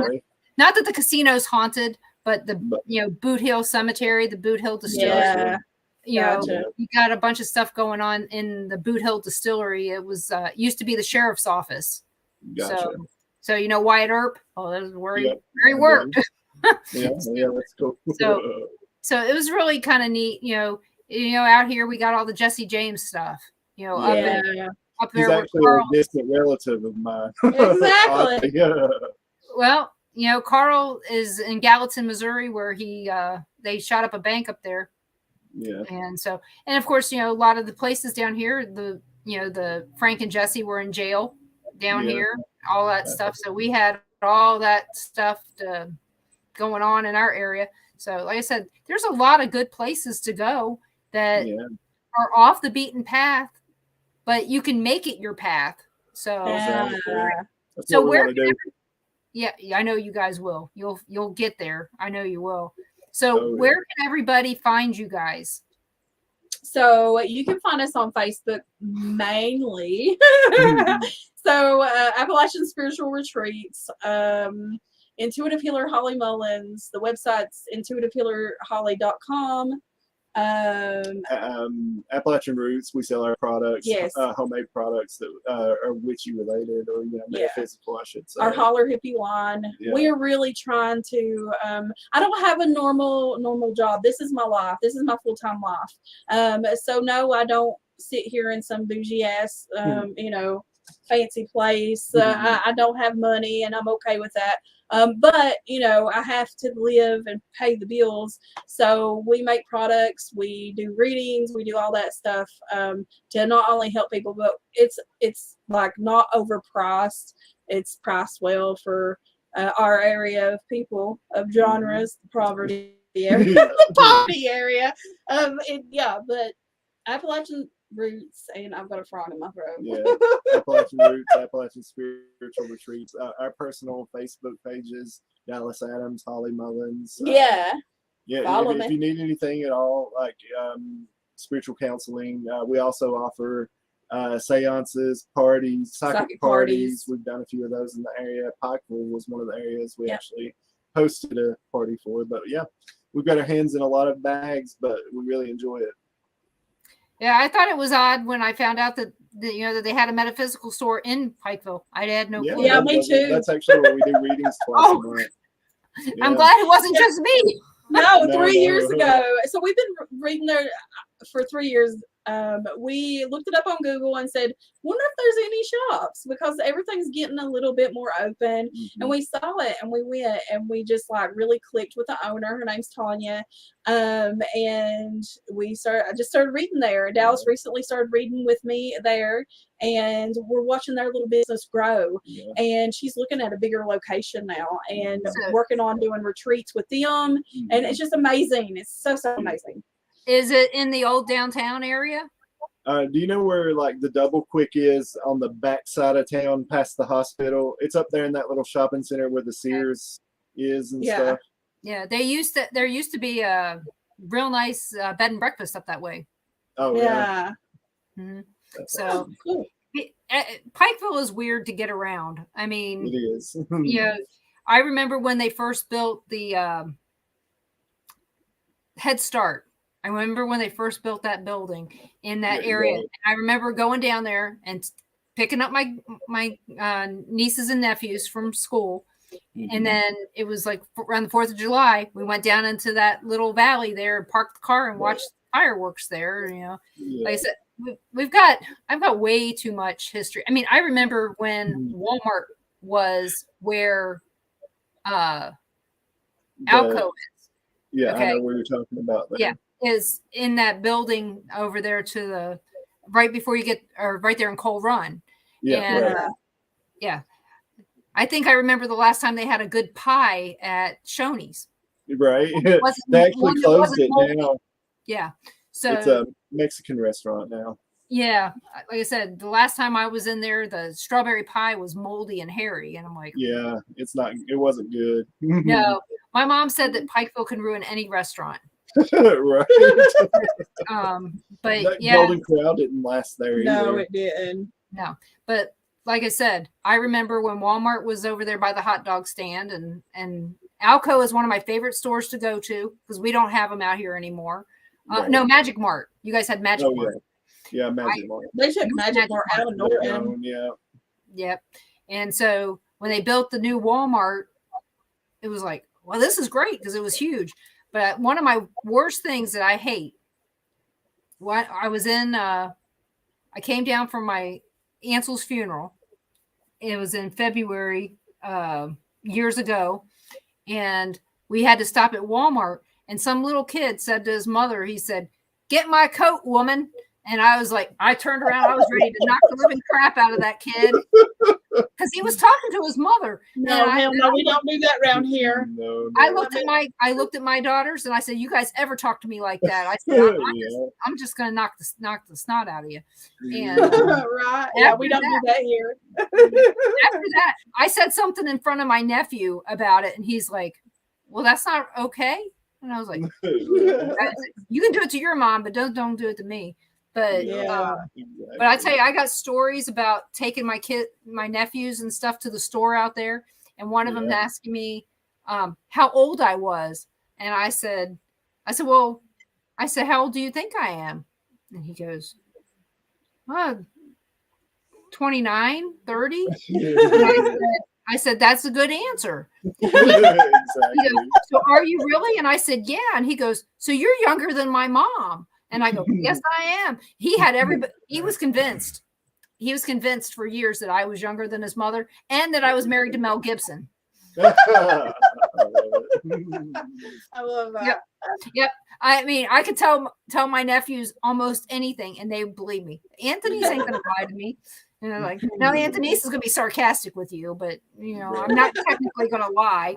But yeah, at one time, Mel Gibson was a big deal, and you guys had all those. You guys used to have a whole lot of video stores. Oh, Yeah. all on 23, and so we'd pull up to rent a movie or whatever, and I go, well, there's your uncle now. So they had no clue until they met their uncle, and then they were like, you don't look nothing like him. But I'll tell you guys made tonight so much fun. I am so glad that you guys could come on, and I'm glad you guys are feeling better, because I know last week you guys were not feeling well. Yes. And I was able to get Nick Simons to fill in for you. Oh, well, thank you, Nick. Yes. Much love to you, honey. I hope to see you I hate soon. having to do that. Yeah, I'm actually going to the doctor tomorrow. I've been struggling with pleurisy. That sucks. I had that multiple times. And it seems to be something that us paranormal people get quite often. Yeah. We get a lot of I stuff have it every year. Yep. So if anybody has any final questions for Holly and Dallas, I'm more than willing to ask them, but you guys have been really quiet on the questions tonight. Maybe because we're just that high energy that we're just That's right. ask for you. We already know what you're going to ask. So, but Holly, I did, one of the places that I know that you really like is St. Albans. Have you been back there anytime recently? I haven't. I used to spend a lot of times out there, a lot of time out there working with volunteers, working with Marcel and them. I loved it. We started traveling more, so it swept me away from St. Albans. My years of being there, I really enjoyed it. St. Albans is a really nice location to go in and get to explore. The people there, the volunteers, they become family to me. But the location I miss dearly. I haven't been, I don't know, probably since 2019. No.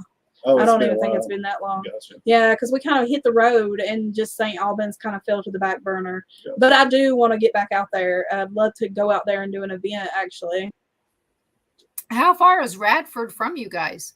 4.5 hours. Not that bad. Oh, wow. That's quite a distance for. It is, yeah. It is, but it ain't bad compared to 15 and a half hours going out to Iowa. That's why I say it's not that bad.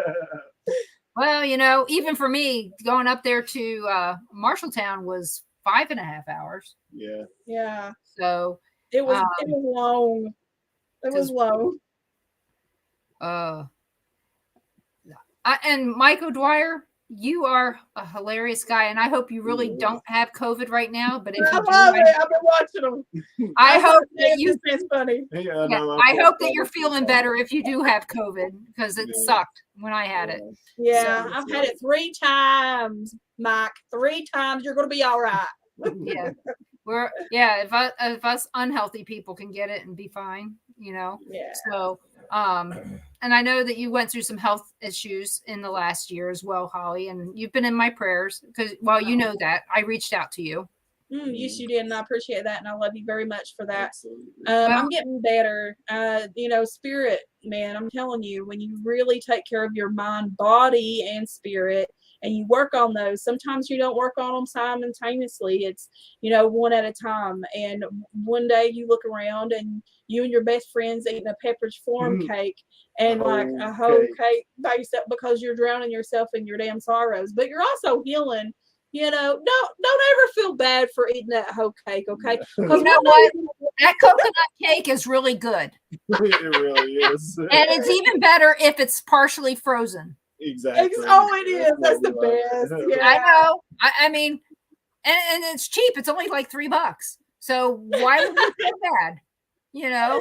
I love it. No, but it's just, we talk so, we're very authentic people, no filters, very blunt, very honest. And that's what people like, because other people who are authentic like it, because we're being real with each other. We're right, just showing who we are and our vulnerabilities that we have.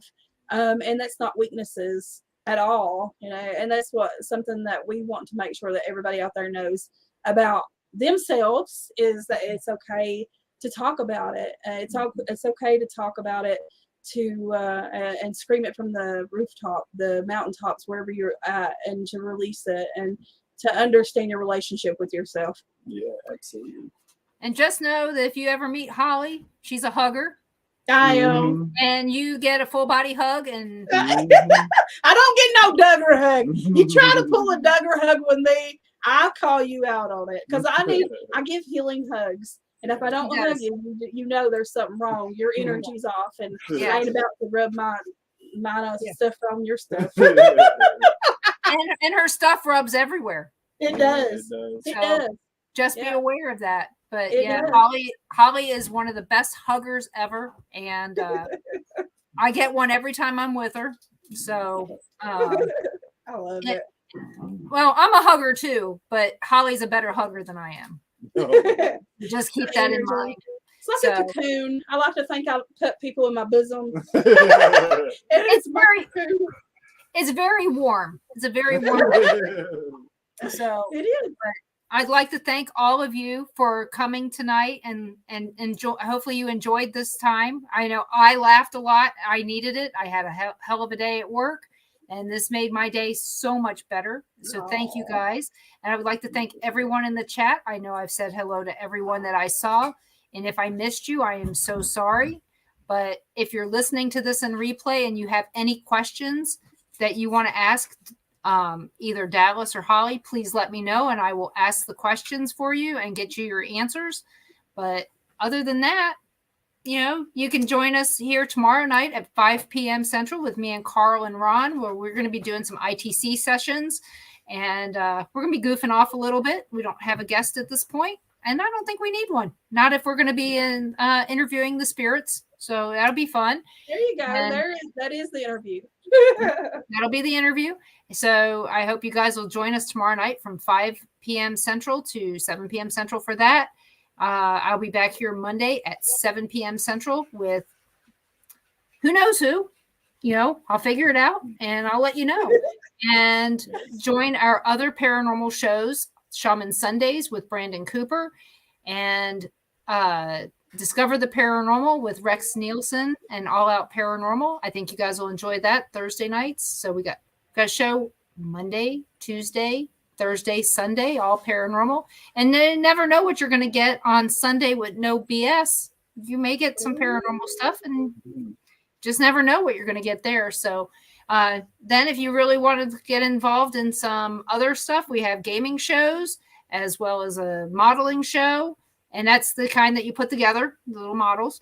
And we also have politics. So our network is,